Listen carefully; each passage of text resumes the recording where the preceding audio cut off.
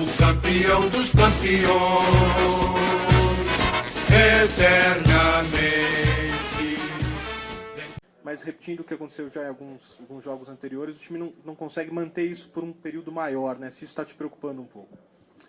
Não, preocupa quando a gente sabe que a gente não está fazendo as coisas. A gente tem feito, em alguns momentos do jogo a gente tem caído muito, faz 25 minutos aí muito bom, 8 finalizações nesse período, depois cobrei isso no intervalo, a gente não pode mudar tanto assim. Depois de uma sequência aí de alguns jogos, a gente perdeu,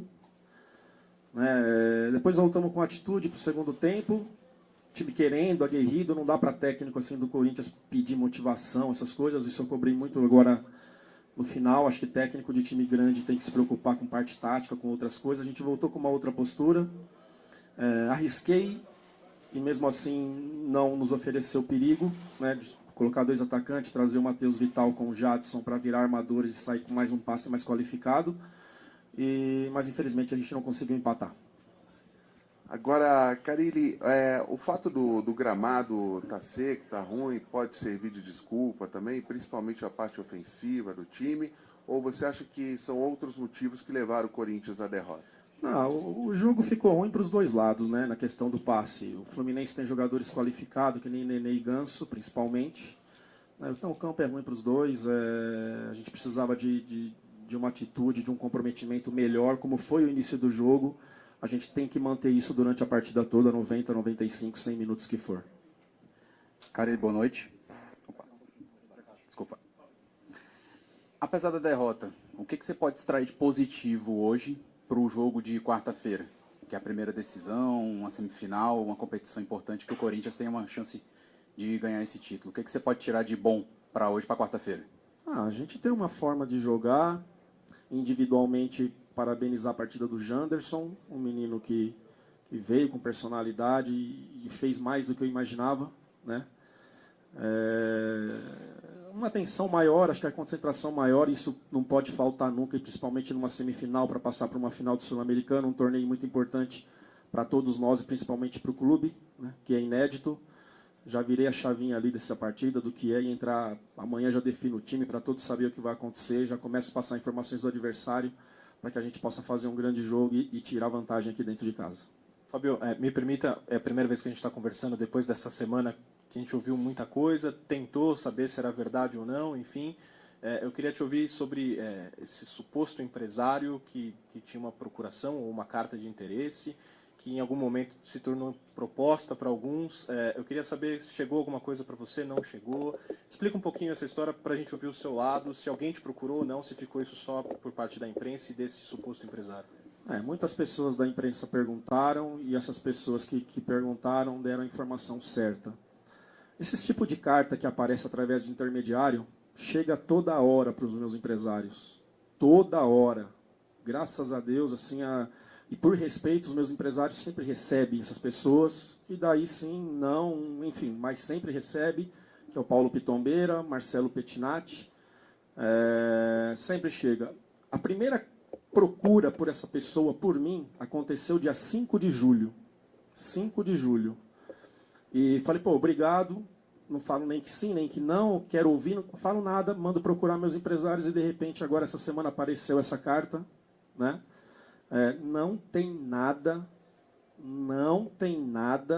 muitas pessoas já até falaram quanto eu ia ganhar, enfim, é um absurdo o que leva de mentiras, assim, equívocos, a palavra que quiser usar para o torcedor, é um absurdo, existe sim uma carta, né?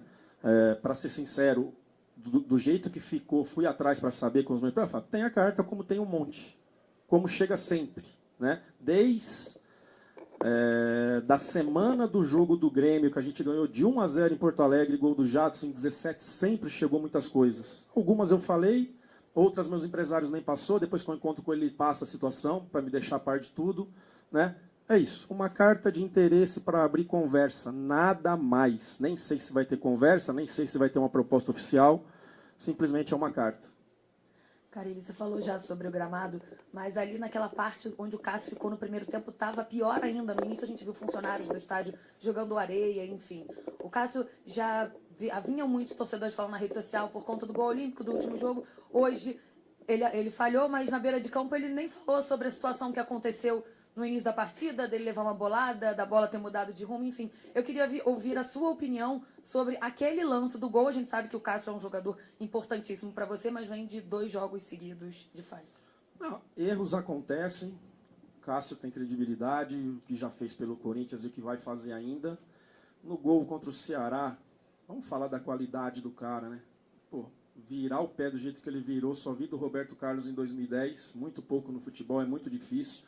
E é algo que eu treino, pé aberto, a gente sair um pouco mais, normalmente é uma bola que sai. O jogador do Ceará foi muito feliz, mérito total do jogador do Ceará. E hoje foi uma falha que acontece, somos seres humanos, a gente erra numa substituição, erra numa formação, o jogador erra dentro de campo, mas tem toda a credibilidade. A questão do campo ali da areia, é uma bola que acho que nem pegou no chão, não vi ainda, acho que ela foi no alto, né? Uma falha técnica, coisa que acontece. Carille, você poupou alguns jogadores para essa partida, único e exclusivamente por causa do jogo decisivo da Sul-Americana. Se não houvesse esse jogo, você não teria poupado, foi pensando mesmo na Sul-Americana, e agora você disse que virou a chavinha. É a prioridade do Corinthians conquistar a Sul-Americana? Não, pelo empenho do nosso segundo tempo aqui, a gente mostra que a prioridade não é a Sul-Americana. Lutamos bastante, tentamos buscar um empate, não conseguiu. O Manuel vinha se queixando de uma dor na coxa, né? Até sexta eu só tinha o Gil, o Manuel para a Sul-Americana e o menino o João, por isso a volta do Marlon, que a gente conseguiu escrevê-lo, um jogador mais experiente, se caso eu precisar. O Bruno eu não posso usar. Então o Manuel mesmo, em outras situações, não quero jogar, se colocou. Dessa vez ele mesmo, acho que é melhor ficar fora, porque é uma coisa que estava incomodando, é um jogador muito forte, né? Então, foi pensando nas duas situações, sim. A gente procurou saber a umidade do ar, procurou saber tudo, porque o nosso adversário da Sul-Americana jogou quarta. E só vai jogar quarta. E depois só faz o jogo contra nós outra vez. Não teve jogo esse final de semana e não vai ter na outra. Então, procurei mesclar. Né? A resposta, em certos momentos do jogo, foi até boa. Diferente de quanto o Avaí, que eu tirei 8 de uma vez. Agora tirei 4. Né? E a resposta do time assim foi boa, infelizmente a gente saiu derrotado. Fábio, esse foi o último jogo do primeiro turno. Eu queria saber um balanço seu dessas 19 primeiras rodadas do Corinthians.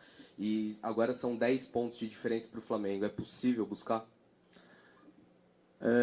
Falando das 19 rodadas, até a parada da Copa América a gente teve muita dificuldade para jogar, como foi o Paulista também. Nosso primeiro semestre até ali foi muito difícil, mas esperado, pela situação de uma formação nova de equipe. A gente usou muito os 20 dias ali da pré-temporada para preparar.